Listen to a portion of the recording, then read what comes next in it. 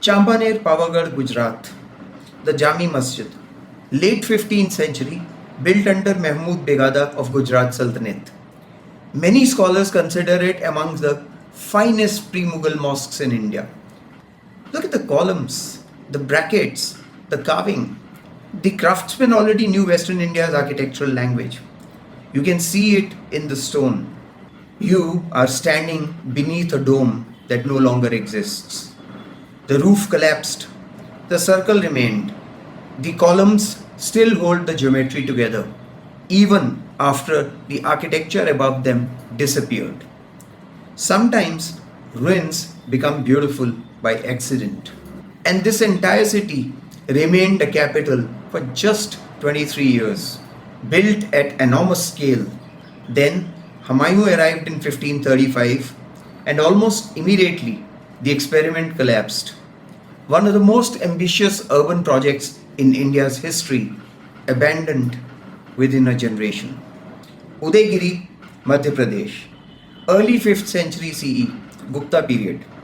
Vishnu reclining on the serpent Sheshnag, one of the earliest surviving monumental images of this idea in Indian art. And yet, it already feels fully formed, confident, certain.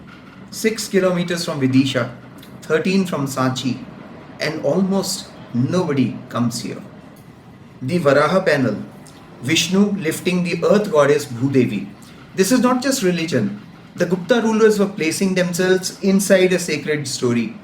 Chandragupta too is named nearby in an inscription.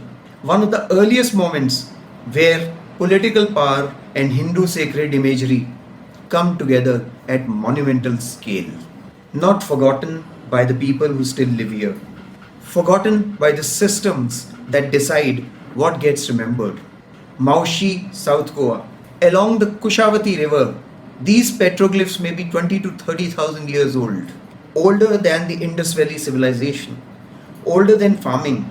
And they sit out there on exposed river rock, almost unnoticed.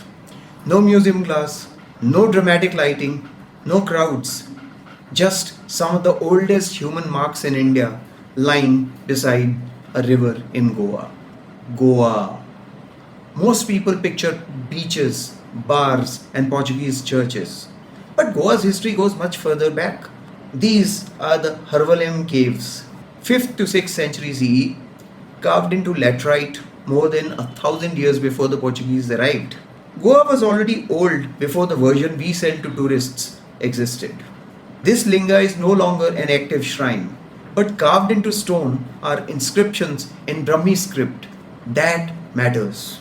Brahmi is amongst the earliest writing systems of the Indian subcontinent, which means this cave is not just old, it has been carrying written memory for more than 1500 years.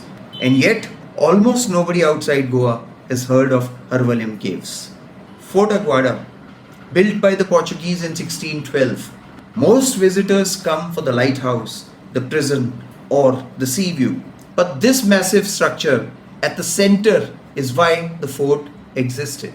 A freshwater tank, one of the most sophisticated water systems the Portuguese built in India, supplying ships sailing the Arabian Sea.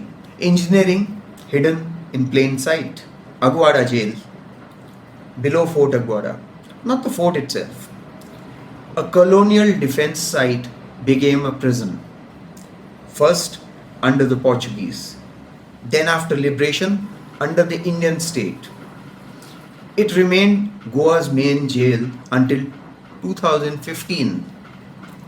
Now they turned it into a museum, which is probably the best retirement plan a prison can hope for.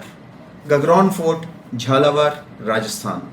A fort surrounded by water on 3 sides, built at the confluence of the Ahu and Kali Sindh rivers. It is part of the same UNESCO listing as Amer, Chittorgarh, Kumbhalgarh, Ranthambore, and Jaisalmer. Same UNESCO badge, very different crowds. Some monuments become destinations, others remain discoveries.